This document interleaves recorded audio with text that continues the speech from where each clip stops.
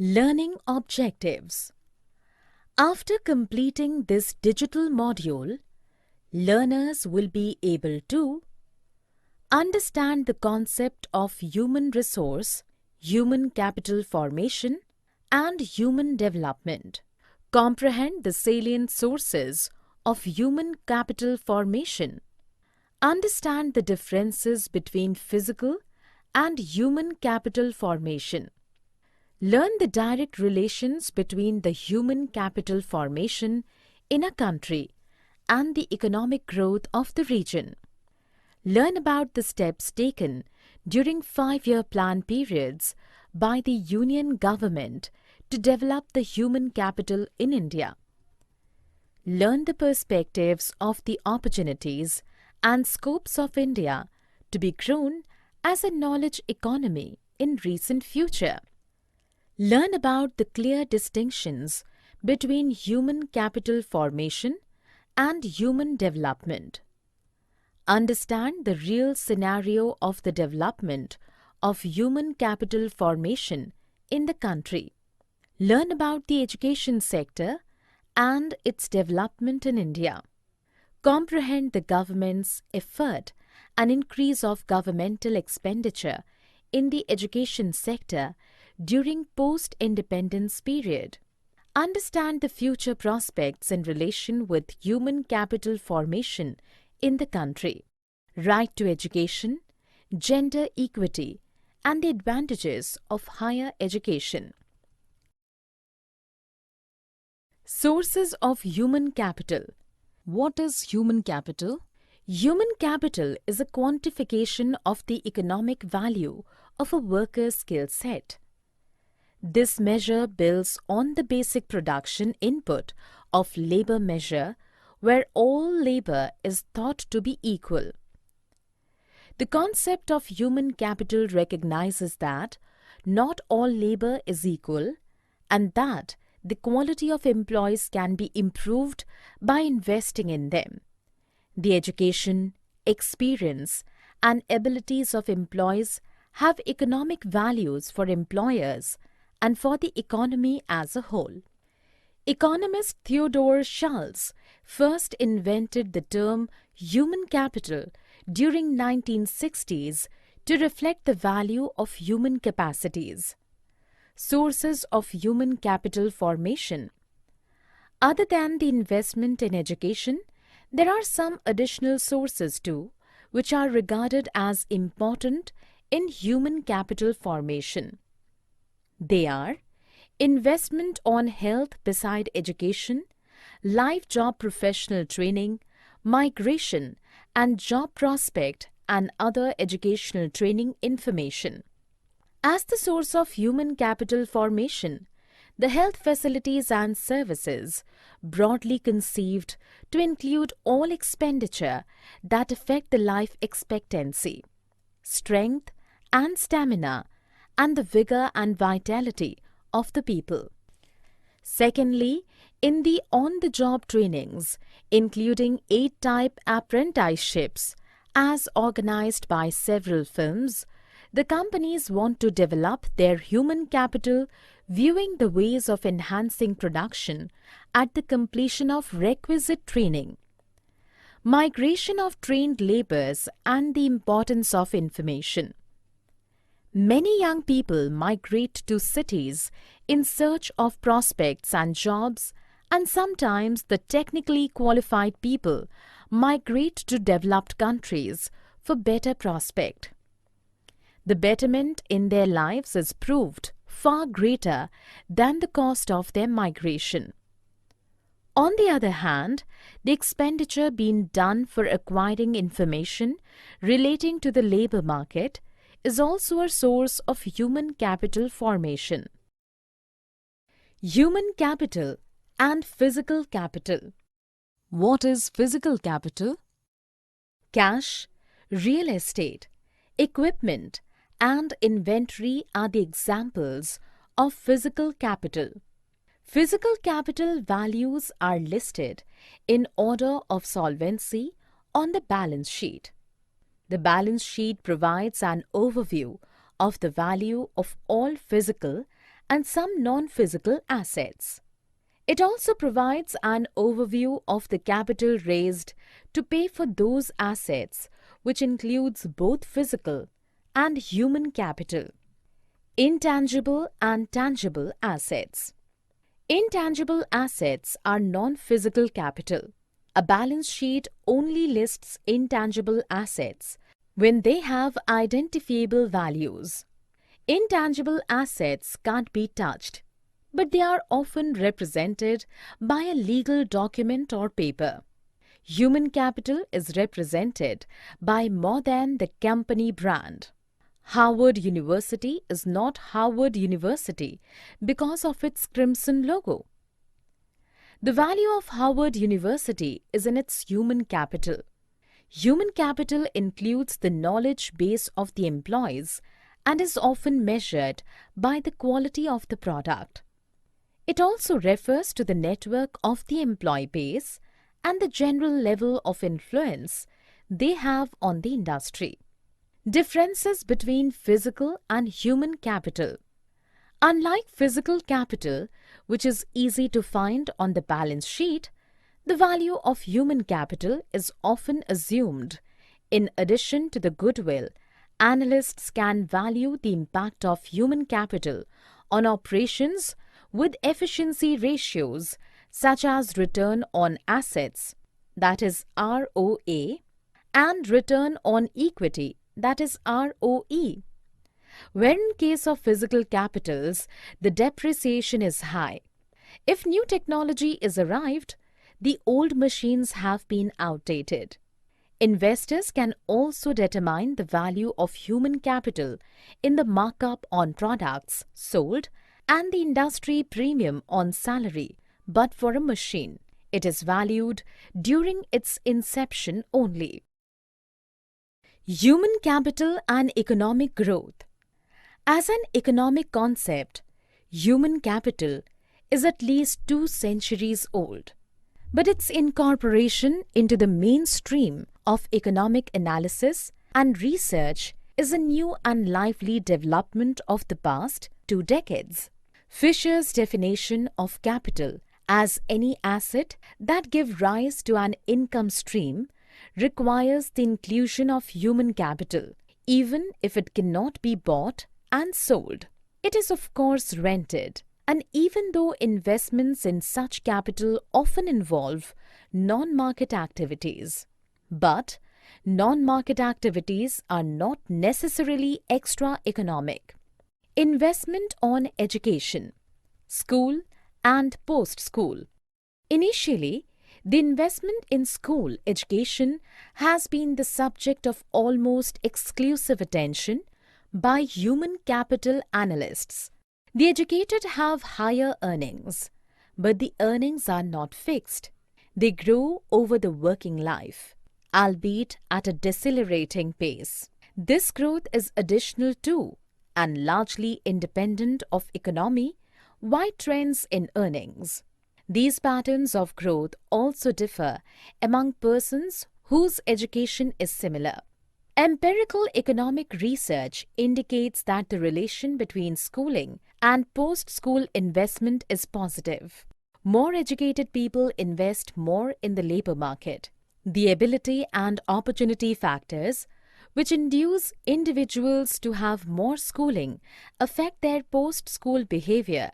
Similarly, even though the correlation is far from strict, where the abilities and opportunities change over the life cycle.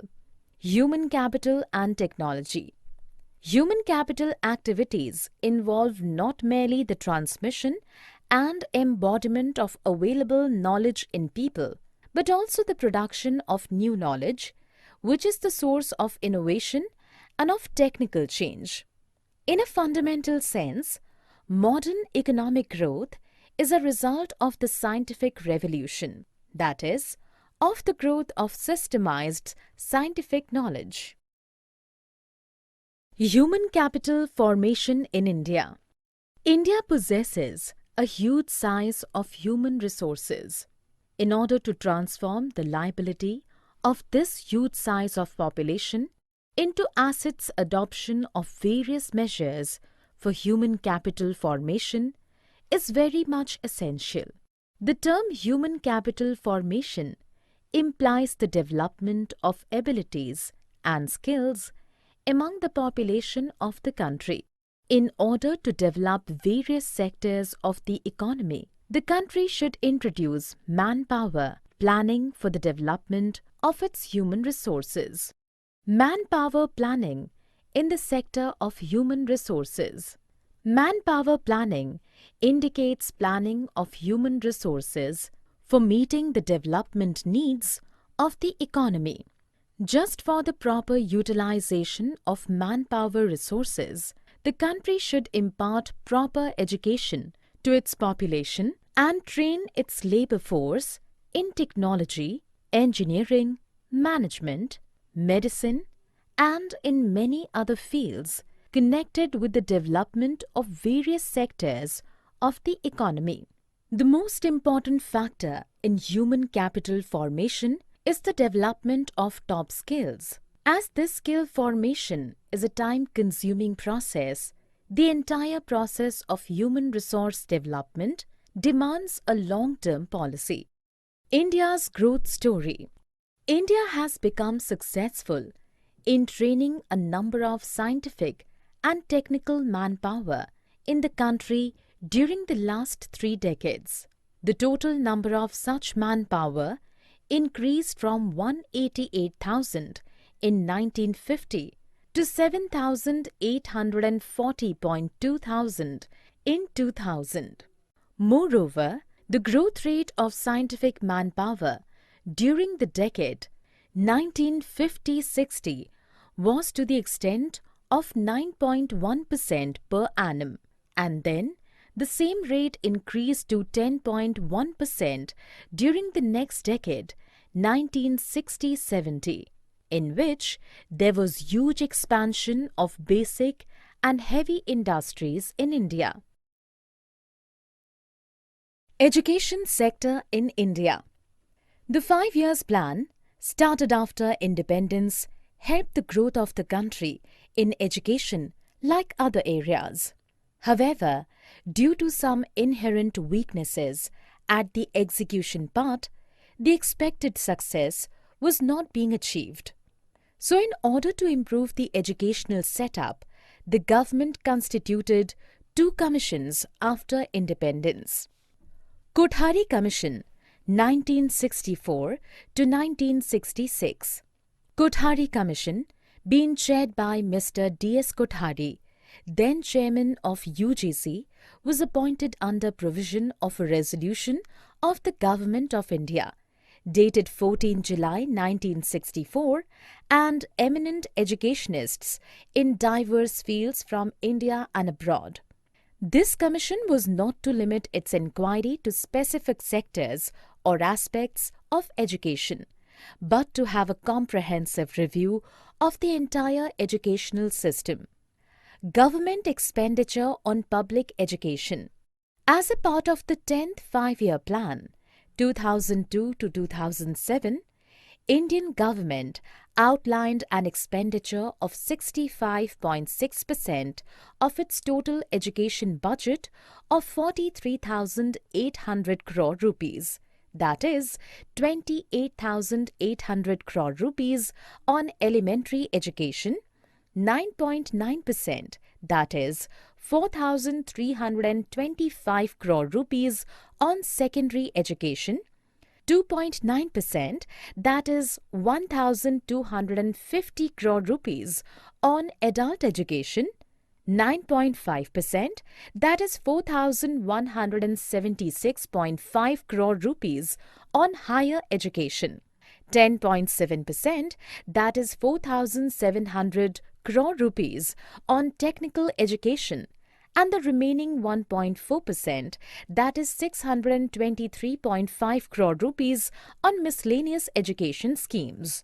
We can find the increasing trend over the years and moving up from 0.5% of GDP in 2000 to 2001 to 0.9% of GDP in 2009-2010, while state's share has declined from 3.3% of GDP in 2000 to 2001 to 2.7% of GDP in 2010-11. However, the centre bears only one-fourth of the total government spending on education, whereas the rest three-fourths of the spending comes from the state governments. Future prospects, a critical analysis. Education for all, the reality. During post-independence period, the role of the Indian state construed the ideas of a somewhat welfare state. The right to education, fundamental right, under Article 21A of the Indian Constitution covering the Right to Education Act 2009 was implemented to mandate education as a compulsory right to all of its citizens. Despite all of those spending 4.18% of GDP on education during 2011-2012, it has, to some extent, failed to achieve its outcomes. This is partly because of the loopholes in the Act, but more significantly, because of the implementation failures. The present condition of gender equity in India. According to the Global Gender Gap Report released by the World Economic Forum (WEF) in 2011, India was ranked 113 on the Gender Gap Index, that is GGI, among 135 countries polled. Since then, India has improved its rankings on the World Economic Forum's Gender Gap Index, that is GGI, to 105 by 136 in 2013. In the alternate measures as included in the OECD's Social Institutions Gender Index, that is SIGI, where India ranked at 56th out of 86 in 2012, which was an improvement from its 2009 rank of 96th out of 102. Higher education in India and unemployment. The social and regional inequalities in access and quality of higher education are enormous. The gross enrollment ratio, GER, in higher education is 24.5% for boys, 22.7% for girls, 18.5% for SCs, and 13.3% for STs in 2014-15. Regarding unemployment, NSSO report states that the unemployment rate is 1.7% in rural and 3.4% in urban areas. In its previous report of 2013, unemployment rate was 1.5% in rural and 4.8% in urban areas. Summary. Let us summarize what we have learned. By the specific decision of investment on education, the growth of human capital formation can be assured where future productivity enhancement and surging in income source can be observed. Proper investment in quality education, on the job training, health, migration, and seeking specific information are the salient sources of human capital formation. The idea of physical capital is the groundstone of conceptualizing human capital formation. Only while physical capital can be sold in the market, but we can only take the service of the human capital, it can't be sold. All type of investment and encouragement in growth of future human capital formation is considered as an efficient and futuristic decision. The availability of basic education and health is considered the essential precondition for the growth of human capital, as without them, the future resource will not be able to select on the value-added choices.